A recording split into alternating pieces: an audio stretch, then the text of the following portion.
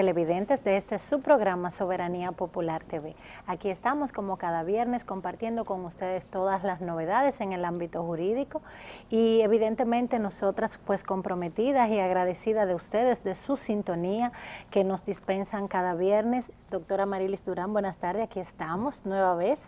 Buenas tardes, querida amiga y público televidente que siempre fieles a la sintonía de este programa Soberanía Popular TV como cada viernes. Señores, hoy tenemos un programa súper especial, un programa donde podremos abordar sobre dos legislaciones que están gravitando en las últimas semanas en nuestro país por la importancia que revisten, que nada más y nada menos la ley 4620 y la 4520, que tiene que ver con la ley de transparencia y revalorización de bienes y también lo que tiene que ver con la ley de garantías mobiliarias, doctora. Así es, nosotras pues en estos días pues es un tema muy sobre el tapete y hemos recibido muchas consultas y personas que nos han llamado preguntando la preocupación, como es normal, de cuando tenemos estas novedades y estas nuevas disposiciones, y hemos querido traer con ustedes para compartir a dos expertas que van a informarnos todos los detalles referentes a la ley. Vamos a develar toda duda que tenemos. De hecho, los propios abogados, las personas que de alguna manera están inmiscuidos en el tema fiscal y también en lo que representa las garantías mobiliarias. Doctora, nosotras la verdad que tenemos un programa hoy que promete. Estamos en un set diferente porque contamos con dos tremendas especialistas que van a compartir con nuestros televidentes todo lo referente a estas novedades jurídicas. Así es, luego de la pausa pues tendremos la presentación formal de nuestras distinguidas invitadas, que es la licenciada Grace Ventura y la licenciada Sonia Uribe. Luego de la pausa continuamos.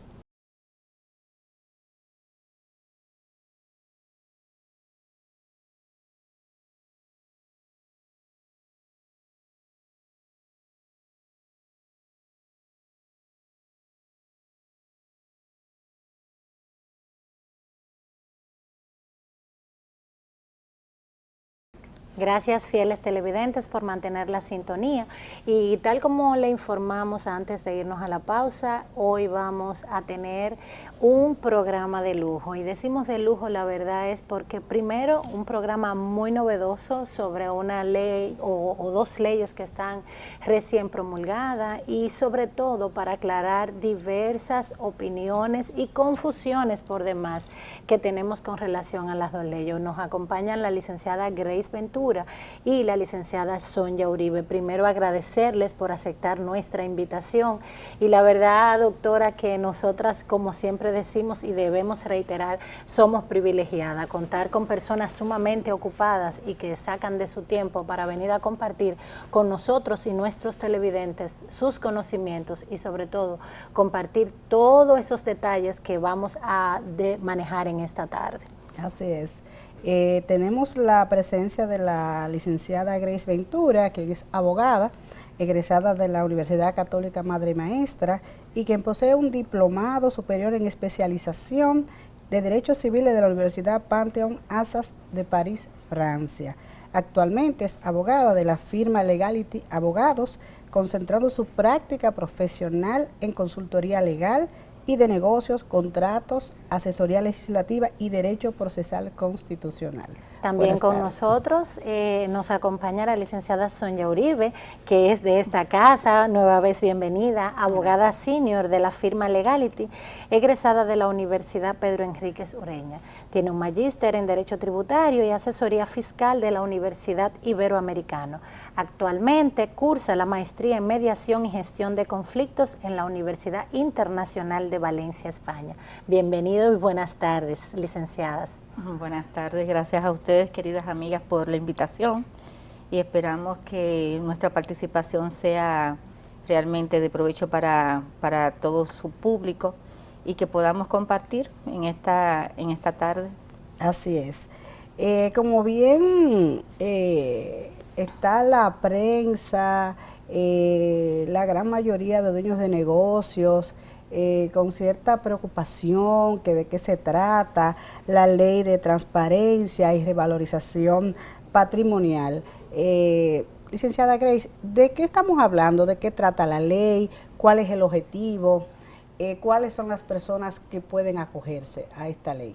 Mira, de manera muy simple y práctica, estamos hablando de una ley que crea un régimen transitorio, especial y de carácter voluntario, que lo que procura es, primero, regularizar, o sea, darle la oportunidad a los contribuyentes de que regularicen sus deudas o que están en proceso o sea, en curso, y que también puedan declarar o transparentar sus activos ante la Dirección General de Impuestos Internos y revalorizar esos activos al valor actual del mercado.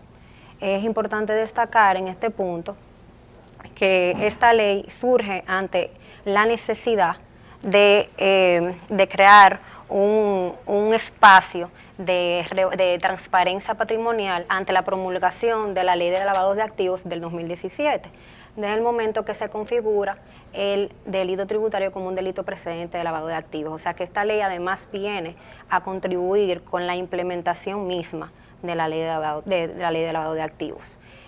Con relación a quiénes son las personas que pueden optar a este régimen, la misma ley establece en su artículo 4 que pueden optar personas físicas, personas jurídicas y sociedades indivisas, o sea que su ámbito de aplicación subjetivo alcanza a estas personas. Y con relación a los bienes o derechos que podrían ser parte de este régimen, se refiere a tenencia de moneda nacional o extranjera, siempre y cuando estén certificadas ante una entidad bancaria reconocida. Se habla también de bienes muebles, de bienes inmuebles, siempre y cuando esto se pueda comprobar la titularidad de los mismos. Se habla también de inventarios, de corrección de inventarios y otra serie de patrimonios. O sea, estamos hablando de una ley que pudiera asimilarse, que una ley que trae consigo una amnistía. Mira, se ha hablado mucho del tema de la amnistía. No es una amnistía, no podemos hablar de una amnistía. ¿Por qué? Porque no te permite realmente, o sea, le da la facultad todavía a la DGI de hacerte fiscalizaciones. Okay. Entonces, esto realmente se habla de una amnistía porque da unos alivios fiscales a los contribuyentes al momento de tú poder regularizar esas deudas pendientes y de tú poder también transparentar tus bienes. Hay algo importante cuando observamos esta ley, parecería como que vino de buenas a primeras. Nos gustaría, doctora Uribe, usted que tiene un marco referencial a nivel ya global, este tipo de leyes existen en otros países, hay conocimiento, hay experiencia sobre este tipo de normativas.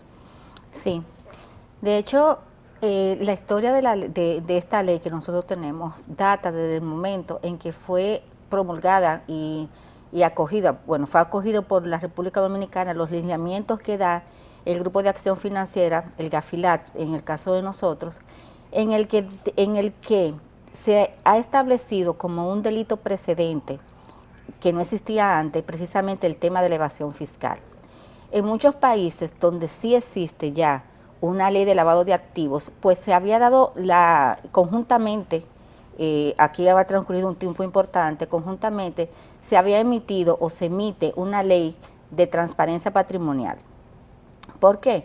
Porque las leyes tienen que responder a las realidades sociales. Entonces estamos nosotros en una situación donde la República Dominicana, debido al grado alto de informalidad que existía entre los comerciantes, por un motivo o por otro, había una tendencia efectivamente a no presentar los tributos justos o no presentar ningún tipo de tributos a la Dirección General de Impuestos Internos. Entonces, al emitirse esta nueva ley de lavado de activos, pues sí que crea como un delito precedente precisamente la evasión fiscal, se está dando la oportunidad a los contribuyentes registrados y a aquellas personas que no se encuentran registradas, precisamente a transparentar su patrimonio para que ellos en un futuro donde ya se está formalizando de una manera generalizada el tema de la tributación, pues puedan hacerlo acorde con lo que son los nuevos tiempos, los lineamientos internacionales y los nuevos requerimientos legales. Hay algo importante. ¿Qué beneficio le puede reportar a una persona física? Básicamente, voy a la persona física, que es el mayor de las situaciones que hay, acogerse a esta ley. O sea, yo tengo un inmueble que lo compré en el año 78, que me costó 100,000 pesos, pero resulta ser que eso yo lo compré cuando estaba en Piantini o estaba en Naco. Y ese inmueble hoy día cuesta 20 millones de pesos. ¿Qué beneficio le proporciona esta ley a las personas que tengan inmuebles en esas condiciones? Sí, antes de responder esa pregunta me gustaría responder un poquito también la pregunta anterior, cuando usted decía que se entiende que esta ley vino de buenas a primeras y cuál es el origen y demás. Es importante aclarar que, como bien decía licenciada Sonia, viene esa ley que surge como una necesidad. Esta ley no se aprueba de la noche a la mañana. Esto es una ley que, como viene para implementar una ley del 2017, la iniciativa comienza en el Congreso en el 2018. O sea, tiene 1 año y medio, casi 2, que transcurre en el Congreso discutiéndose el estudio con los diferentes sectores y actores involucrados en el tema. Entonces, es ahora en la legislatura extraordinaria, que fue convocada por el Poder Ejecutivo, que se aprueba. Entonces, es bueno aclarar que no es una ley que llega de la nada, que llegó y se aprobó ayer, sino que tiene su razón de ser, tiene su origen y ha tenido un estudio bastante amplio de ambas cámaras para su debida aprobación. Con relación a los beneficios de una persona física, bueno, el mayor beneficio o virtud que yo le veo es el tema número 1, que tenga un inmueble que no haya sido transparentado y que al momento de transparentarlo, o sea, tenga el interés, por ejemplo, de vender ese inmueble que no ha transparentado, o sea, que está en el sector informal, que no ha podido ni siquiera bancarizarlo, y digo, bueno, yo voy a vender este inmueble y yo lo que voy a hacer es que lo voy a transparentar para que al momento que yo lo venda, en lugar de yo pagar una ganancia de capital, lo que voy a pagar y me voy a beneficiar de una tasa de tributación mínima de un 2%. Igual también pasa con el tema de la revalorización. Si hay una rectificación del valor por el cual usted compró y va a comprar en un futuro, también entra el tema de la ganancia de capital. Ahí es importante, me parece, establecer con el tema de las personas físicas, el tema del IPI. Y es que juntamente con esta ley se configuró en el Congreso un proyecto de ley, una iniciativa que busca reducir el impuesto sobre la propiedad inmobiliaria que pagan las personas físicas de un 1% a un 0.25%, de forma tal que complementara este régimen de carácter voluntario y que lo hiciera aún más atractivo. Porque si yo me transparento y digo, bueno, yo tengo este inmueble y me transparento, ya yo sé que el momento que yo me transparente y lo declare, yo voy a comenzar del año sucesivo, o sea, posterior, a generar una deuda por concepto de IPI. Entonces, no es lo mismo generar una deuda por concepto de IPI a un 1% que a un 0.25%. O sea, hay una importancia. Entonces, lamentablemente ahora mismo esta iniciativa todavía se encuentra en la Cámara de Diputados, o sea que entendemos que en su momento tal vez en la legislatura que se aproxima, ordinaria, que se abre en este mes, pueda ser aprobado a los fines de que pueda realmente complementarse con la ley actual. Entonces se entiende lógico y sensato el temor que tienen algunos de los contribuyentes de acogerse a esta ley y que luego entonces eso pudiera traerle consecuencias negativas, en cierto modo. Bueno, no por el tema del IPI, realmente, porque como es una iniciativa que realmente todavía está en el Congreso y todavía mucha gente no la conoce, yo creo que el temor viene dado por el tema de las fiscalizaciones, más bien por parte de la DGI, como no es una amnistía como tal, sino de las fiscalizaciones que la DGI pueda hacer posteriormente. A mí me parece que el temor realmente de los contribuyentes viene por esa parte. No, y es importante, hablando de las diferencias de precio inicial versus precio final, sobre todo en el tema de los inmuebles, que la doctora Uribe nos señalara la implicación que tiene el tema del precio final el precio inicial al precio final, que es lo que señalaba usted como ganancia de capital. ¿Cuál es el porcentaje? O sea, porque hay personas que entienden que cuando venden un inmueble, el hecho de que el comprador pague el 3% de transferencia, pues muchas veces el vendedor no asimila esa obligación del pago de esa ganancia de capital, para que usted nos pueda arrojar luz en eso. No. Tal y tal como estábamos estableciendo, ¿cuál es la ventaja que presenta esta ley? Efectivamente, si usted tiene un inmueble, ahora mismo que cuando el momento que usted lo compró, el valor inicial del inmueble, hace 10, 15, 20 años, quizás es un monto, por poner un ejemplo, de $1 millón, si usted ahora pretende venderlo, lo que va a suceder es que se va a hacer una revalorización de dicho inmueble. Me explico. Si un inmueble costó $1 millón y usted lo quiere vender ahora, el inmueble probablemente le va a valer, qué sé yo, dependiendo del sector, le puede valer 10, 15, 20 millones de pesos. Entonces, ¿qué es lo que procura esta ley? Lo que procura esta ley es que usted se pueda acoger a este régimen especial, que en vez de pagar un 25% en caso de personas físicas o un 27% en caso de personas morales, que es lo que llamamos la ganancia de capital, que se calcula en base a lo que fue el precio de origen de compra del inmueble, el ajuste que se le hace en la DGI, producto de la valorización de la moneda, que es un procedimiento ordinario que se lleva ahora mismo en la DGI, y la diferencia que se paga en el valor de mercado. Es decir, un inmueble que se compró en $1 millón, después de un ajuste puede estar en 2 millones, y si se vende en 10, hay 8 millones de pesos de diferencia. Ese 8 millones de pesos de diferencia puede pagar un 25 o un 27%, dependiendo de qué tipo de persona sea que venda, física o moral. Entonces, ¿qué es lo que hace esta ley? Si usted está vendiendo el inmueble en este momento, usted en vez de pagar un 25 o pagar un 27, usted exclusivamente por el tema de la diferencia de la revalorización va a pagar un 2%. Y si va a hacer operaciones a futuro, esa ganancia de capital que se va a registrar por esa venta, pues efectivamente ya va a estar cubierta y no va a existir al momento de hacer el pago de la transferencia. Pero un tema importante también es, y que debemos de tomar en cuenta, que ese solamente es un aspecto de la ley, que la ley para todos tiene otros, que es un aspecto importante, pero que también tiene otras formas de aplicación y otras vías, que no es solamente para el tema de la transferencia inmobiliaria.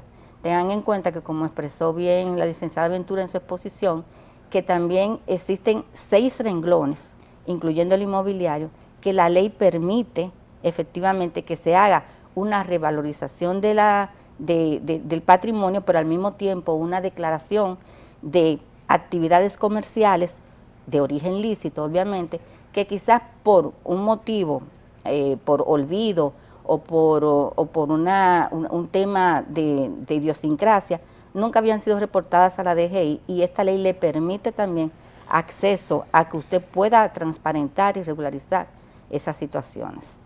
A partir de cuando el contribuyente se acoja, ¿estará libre de pecado? No.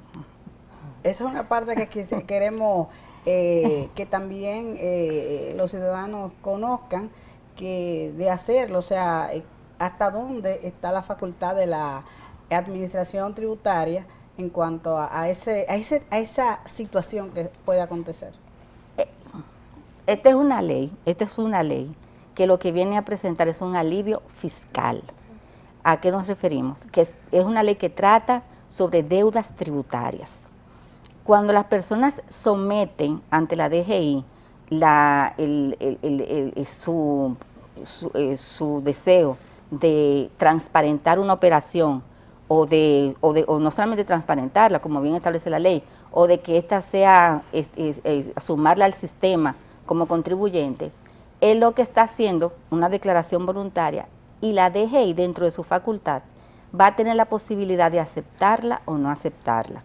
Si la DGI la acepta, pues no significa con eso que posteriormente no pueda sobrevenir una situación en la cual se determine o se pueda determinar o sea determinable que el origen de lo que haya establecido pueda tener o no una procedencia ilícita. Eso lo establece la misma ley. No es solamente que yo voy a descansar y que ya yo pagué eso y ya yo quedé transparentado y no tengo ningún tipo de posibles consecuencias a futuro.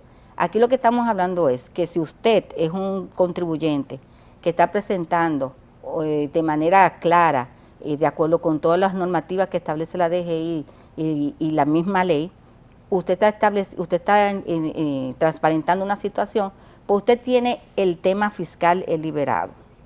Pero si esa o misma operación que usted está presentando tiene otro tipo de consecuencias, no es que con el pago del 2% usted queda liberado, no es eso. Además, como bien se dice, no es un tema de amnistía, no hay un cierre fiscal, no existe un cierre de los libros, no impide a la DGI a futuro poder hacer si se presenta un tipo de inconsistencia o se presenta cualquier tipo de posibilidad de hacer una fiscalización, eso no impide a la DGI a futuro hacerlo. Por eso es que cuando se va a hacer uso de esta ley, tenemos no solamente que tener conciencia de lo que representa la ley, sino que al momento de hacerlo, estar debidamente asesorados, tanto de manera contable como legal, para que entiendan real y efectivamente qué es lo que se está presentando y cuáles son las consecuencias y los derechos y las obligaciones que genera dicha representación. ¿Tiene algún plazo esta ley para acogerse a la misma y este plazo para la respuesta de parte de la administración? Sí, la ley establece un plazo de 90 días contados a partir de la puesta en vigencia de la misma ley. Y la DGI tiene un plazo dentro de esos 90 días de 30 días hábiles contados a partir de la solicitud hecha por el contribuyente para dar su respuesta. En este caso, el silencio administrativo positivo obviamente no aplica. Y se establece también un plazo de 180 días para que el procedimiento completo cierre, o sea, se haga también el pago. En caso de que el pago se desee fraccionar, la ley también establece el procedimiento de que debe pedirse por lo menos un 40% de avance del total del valor que ha determinado la DGI, que también debe hacerse el pago del otro 60% dentro del plazo de los 180 días. Es importante establecer que ya hoy ha comenzado a circular, o hace unos días ha comenzado a circular un borrador por parte de la DGI de la norma general, que la misma ley le da un mandato para que efectivamente establezca cuál va a ser el procedimiento, los formularios y la forma. Y con relación a los plazos, que mucha gente entiendo que está un poquito preocupada que no le dan los plazos, ya ha sido establecido que los 90 días que establece la ley, la norma ha dicho que esos 90 días van a entrar en vigencia a partir de que la norma realmente entre en vigencia. Igual los 180 días van a correr a partir del momento de que la DGI le notifique al contribuyente de que se pueda acoger realmente al régimen.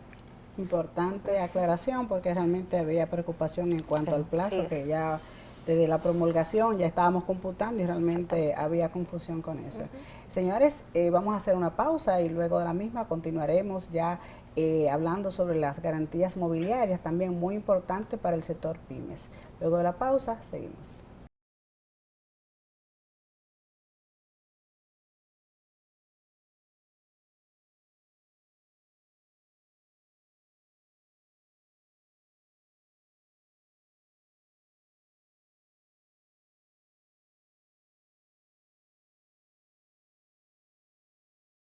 Gracias por mantener la sintonía.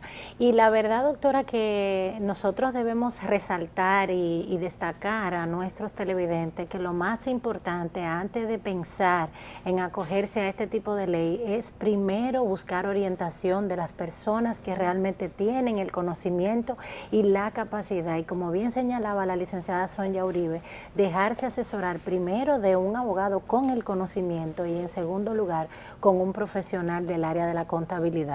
Porque suena muy bonito, bueno, acojo la norma y me voy voy de igual modo a hacerme beneficiario de lo que en ella establece. Sin embargo, hacerlo y dando pasos a ciegas y dando pasos incorrectos pudiera tener unas consecuencias muy negativas.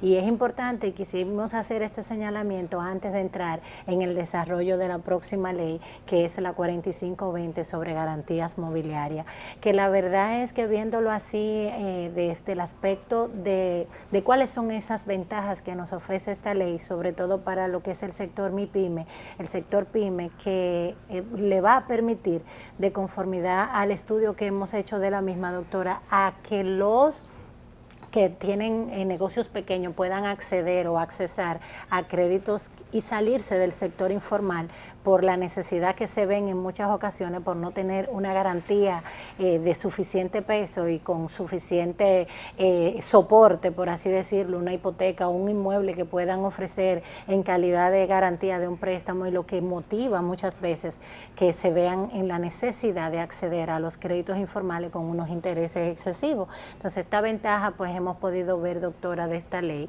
y nos siguen acompañando nuestras dos invitadas de lujo para desarrollar todo lo concerniente al aspecto de la ley de garantías mobiliarias.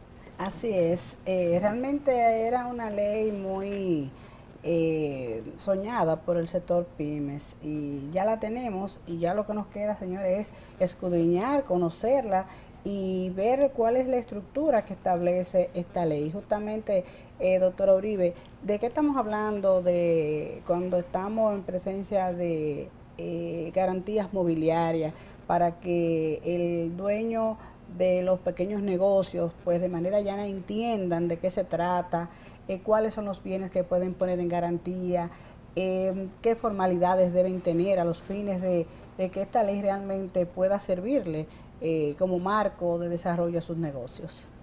Bueno, la ley de garantía mobiliaria es un instrumento jurídico que, como desarrollará Rosy en la presentación, va a permitir precisamente a los pequeños, medianos empresarios pues tener acceso a lo que es el sistema financiero formal. Esta ley viene a rescatar o a sacar de las garras de los préstamos usureros precisamente a estas compañías que por su misma naturaleza comercial pues no tienen quizás el patrimonio necesario para poder tener una fuente de garantías como la que se estila en el mercado, en el sector financiero. Esta ley forma parte de lo que se llaman las leyes modelos de varios países de América Latina, de países asiáticos, países africanos, que tienen un sistema de economía precisamente donde este sector presenta una parte importante dentro de su desarrollo. Como ustedes saben, las MIPYMES en los últimos estudios que se han realizado pues concentran un importante grupo de empleados y por ende tienen un desarrollo económico realmente avanzado. Cuando se estableció o cuando se pensó en que esta ley era adecuada para el mercado, para la República Dominicana, se vino en base precisamente a crear un control de garantías que le permitiera a esas personas pues poder tener lo que tienen a mano, parte de su patrimonio, poder entregarlo como aval a esos préstamos. Esta ley es una ley que permite tanto a personas físicas, personas morales o patrimonios autónomos ser acreedor o ser deudores de la misma. En esta lo que se persigue con la garantía mobiliaria es que cualquier bien mueble, cualquiera, que pueda tener o tenga una contrapartida económica, que tenga un valor económico, pueda ser utilizado como garantía. No solamente los bienes corporales, como se habían establecido de manera habitual en nuestra ley, sino que esta ley también pone la posibilidad de que aquellos bienes incorporales, como el derecho de autor, pueda ser incluido, o el derecho de autor o los derechos intelectuales puedan ser incluidos como garantías. Es una ley real y efectivamente que es bastante, trae novedades a nuestro sistema jurídico, pues ya no es simplemente como nosotros lo habíamos conocido de antes, los llamados los contratos con prendas sin desapoderamiento, prendas universales, la anticrisis, no es nada, va mucho más allá.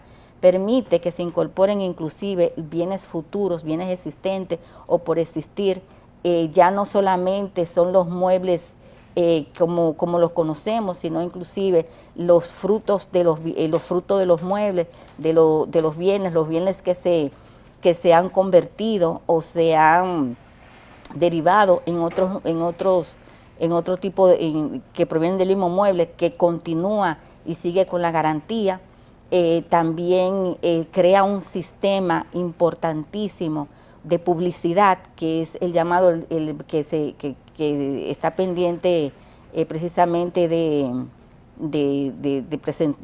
formalizarse, que es el sistema de registro electrónico de garantía, que es un registro electrónico online, que va a permitir también un acceso mucho más amplio a lo que es. O sea, es una ley, realmente una ley larga, una ley que tiene muchos apartados, que trata de un sistema de prelación, una forma en que asegura o pretende asegurar a los acreedores de esta ley de tener un sistema rápido, fácil, de poder, debido a la misma naturaleza del bien que se está dando en garantía, de poder recuperar o de poder tener la certeza de que la operación comercial o el préstamo que se está construyendo con una MIPYME, pues va a ser debidamente garantizado y de fácil recuperación.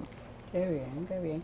Y algo que nos llama la atención, ¿qué organismo va a regular todo el sistema que tiene que ver con el registro de esas prendas? ¿Cómo va a operar ese sistema para que los televidentes que nos están viendo pues entiendan cuando hablamos de un registro de publicidad, a cargo de quién va a estar, qué institución, o sea, cómo va a operar, qué establece la ley en ese sentido? Lo que la ley establece es que se va a crear lo que se llama el sistema de registro electrónico. Según lo que establece la ley, ese sistema va a ser puesto en licitación a través del Ministerio de Industria y Comercio, o puede ser realizado a través de una alianza pública-privada. Este va a tener va a ser la que va a tener va a formar como el sistema electrónico de cómo es que se va a operar ese registro. Es algo, haciendo una analogía parecido, no igual, a lo que sucede con la actual Cámara, la Cámara de Comercio de la República Dominicana, en el que se crea un sistema. El director va a ser nombrado por el Ministerio de Industria y Comercio, y va a crear un sistema electrónico de registro de las prendas. Todavía no existe. Esta ley, a pesar de que fue promulgada, tiene un plazo de gracia para su aplicación de 10 meses, para poder precisamente no solamente establecer esa oficina, sino también todos aquellos reglamentos que va a acompañar ese sistema registral. Es importante en ese sentido que establecer que, así como bien ustedes decían, esto es una herramienta que es un logro para la República Dominicana, toda vez que ya nos encontrábamos en desventaja con relación a los otros países de la región, porque ya lo tenían, Colombia, México, que fueron los últimos que adquirieron esta herramienta, que a quien más beneficia son a los sectores más vulnerables, como el sector pymes. Y es importante establecer que esto crea un marco unificador del sistema de garantías mobiliarias. Como sabemos, nosotros tenemos unas leyes muy dispersas que hablan de prenda civil, de prenda con desapoderamiento, sin desapoderamiento, prenda universal. Unas están en el Código Civil, otras en el Código de Comercio, otra en la Ley de Fomento Agrícola. Entonces yo entiendo que un aspecto importante es que es un marco que unifica el sistema de garantías mobiliarias. Al igual con relación a lo que decía la licenciada Sonia del sistema electrónico de garantías mobiliarias, es una plataforma digital que de hecho me parece que en el transcurso del estudio del proyecto de ley hubo una misión que fue de República Dominicana a México a estudiarla, y creo que México, me parece, aportó el software que ellos mismos tienen para que entonces aquí nosotros podamos adecuarlo a nuestras necesidades. La verdad es que el órgano ideal, y así se ha discutido, para que maneje este sistema electrónico es la Cámara de Comercio y Producción de Santo Domingo, realmente, por el tema de que se maneja muy bien se habló del tema del Ministerio de Industria y Comercio, se habló de Cebaldón, que son los que registran el tema del mercado de valores, pero eso realmente se excluyó como órgano por el tema del expertise que tiene con relación a los mercados de valores. O sea que lo importante también de este sistema electrónico de garantías mobiliarias es que es un sistema que se va a poder consultar en línea, que realmente también va a dejar atrás el sistema obsoleto de papel, del formato, de ir al registro civil, etcétera, y va a ser de muy fácil uso. Entonces el sistema en sí va a tener dos tipos de autorizaciones para poder entrar al sistema, el A y el B, y el A son aquellas personas que van a poder, realmente acreedores que van a poder constituir, modificar, cancelar o ejecutar esas garantías mobiliarias, y el tipo B, y que va a poder también consultar las informaciones, y el tipo B son aquellas personas que solamente van a poder consultar e imprimir certificaciones del mismo sistema electrónico de garantías mobiliarias. Es importante establecer que en la misma ley se modifica el título de títulos ejecutorios del Código de Procedimiento Civil, y se incluye como un título ejecutorio la certificación que viene del sistema electrónico de garantías mobiliarias y el acto constitutivo realmente de la garantía mobiliaria. Excelente, excelente. Es una ley muy innovadora, realmente la preocupación y evidentemente luego de que se cumplan con las formalidades de registro y de esos bienes que se pueden aportar en garantía, la preocupación y la pregunta que se me ocurre y me surge de manera imperante es, ¿tendrán los acreedores suficiente aval con esos bienes que en cierto modo pueden ser de fácil desaparición que se han dado en garantía? O sea, ¿tendrán los instrumentos de conformidad con la ley para garantizar como tal a través de esos bienes ofertados en garantía? Es bueno recordar que el tema de las garantías mobiliarias no es un tema que es ajeno a nuestra legislación. Durante mucho tiempo, durante toda la vigencia de tanto del Código Civil como de la misma Ley 6186, pues sí se habían creado y sí existían las garantías mobiliarias. Esta ley aún es lo que viene a brindarle seguridad a los acreedores, precisamente porque tú vas a tener un sistema de publicidad que te va a permitir a ti, tú hacer la inscripción, verificar el tema de la inscripción y cada quien podrá verificar si un bien mueble que antes solamente era de conocimiento entre partes, pues ahora va a ser de conocimiento general. No solamente es que se va a crear el sistema, sino como bien dice, recuérdese que es un sistema único que va a trabajar a nivel nacional. Entonces todo va a ser registrado en ese solo lugar, lo que te va a dar garantía a ti como acreedor, no solamente de que el bien, de que le va a hacer la oponibilidad a tercero y te va a dar un derecho a prelación, que eso es importantísimo en la ley, en el sentido de que, de hecho, en algunos aspectos está por encima hasta de embargos o de embargos anteriores. O sea, es un tema muy amplio. Pero el tema de qué garantía o qué no garantía, es un tema que realmente siempre se ha visto en la ley, y la ley esta también lo contempla. En caso de que exista cualquier acto deshonesto o acto que vaya contrario a lo que fue la estipulación entre partes, pues entonces como quiera también no se abandona la figura del abuso de confianza, y también aparte de que tiene la garantía de poder ubicar el bien mueble de una manera más fácil y fehaciente, también podría perseguir al deudor por la distracción del bien mueble dado en garantía.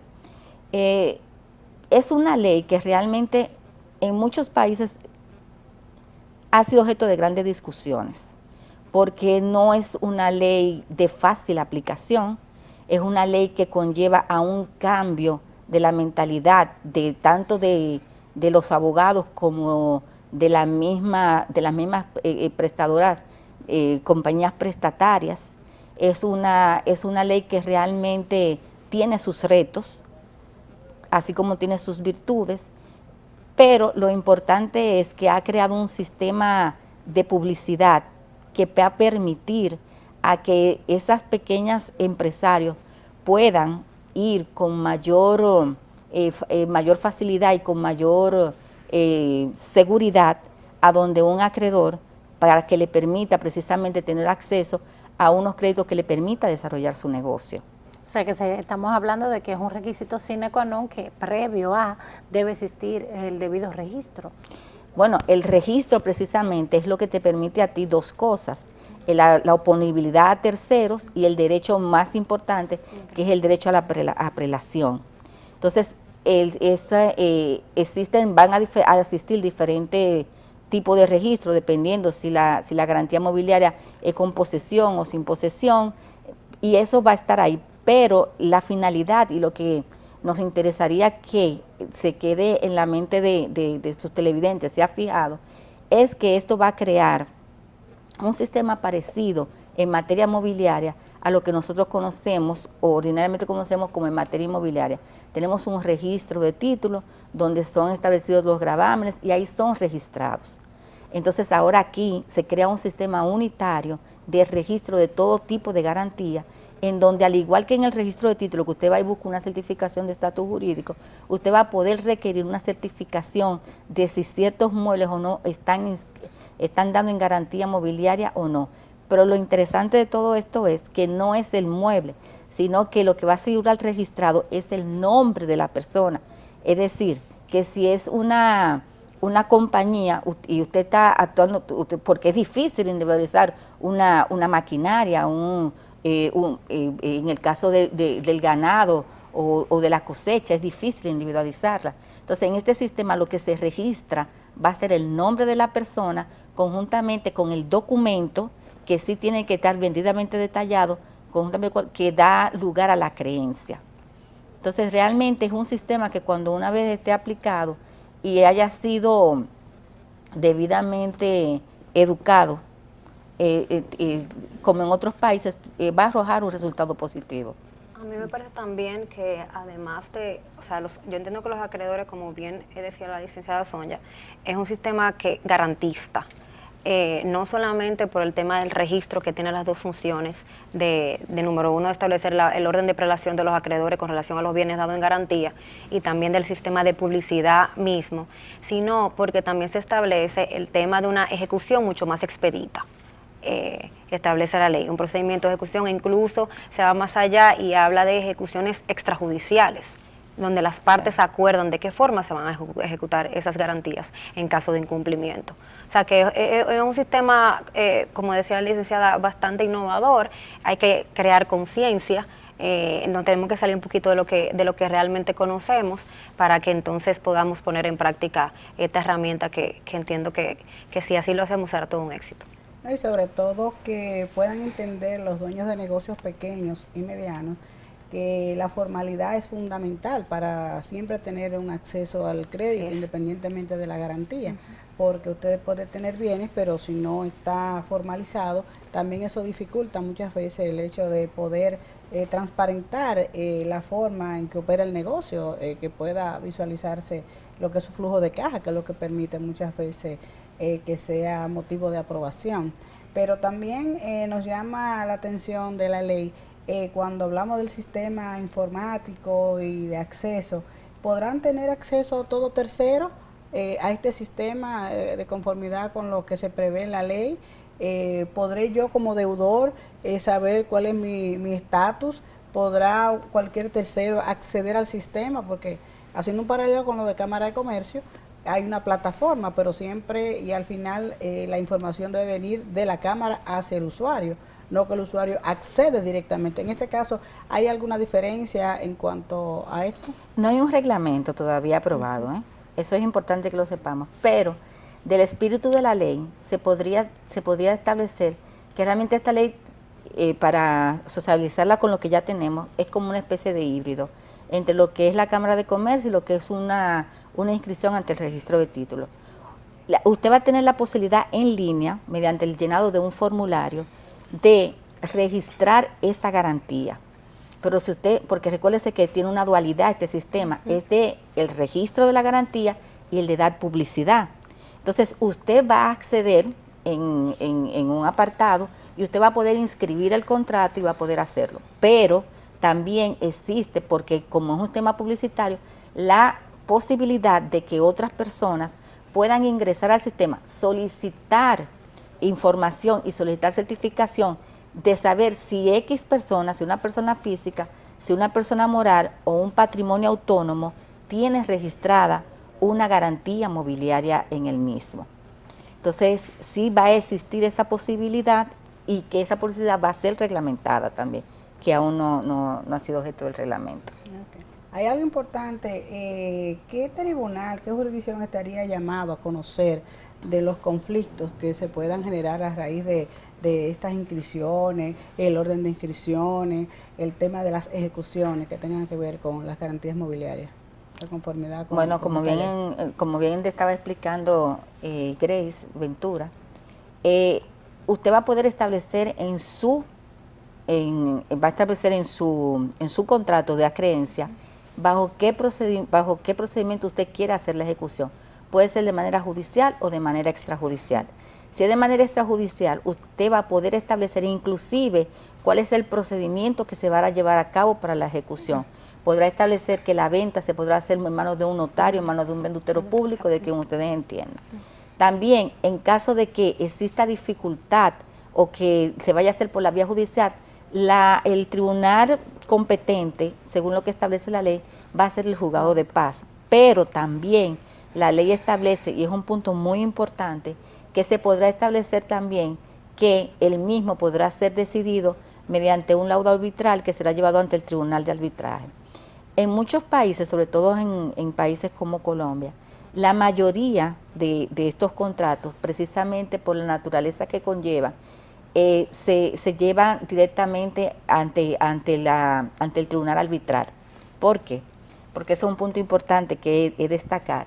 Pero es que cuesta mucho cuarto. No, ahí mismo, ese es el tema, el costo, no, pero ese es el tema. Y eso también va a ser objeto de reglamentación y no sabemos ese aspecto.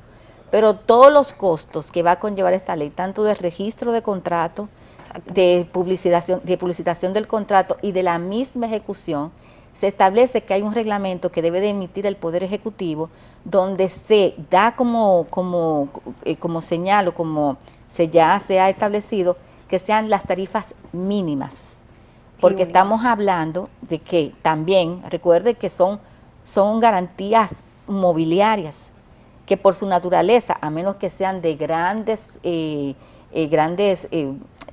máquinas de empresas, pero generalmente los muebles tienen un valor mínimo.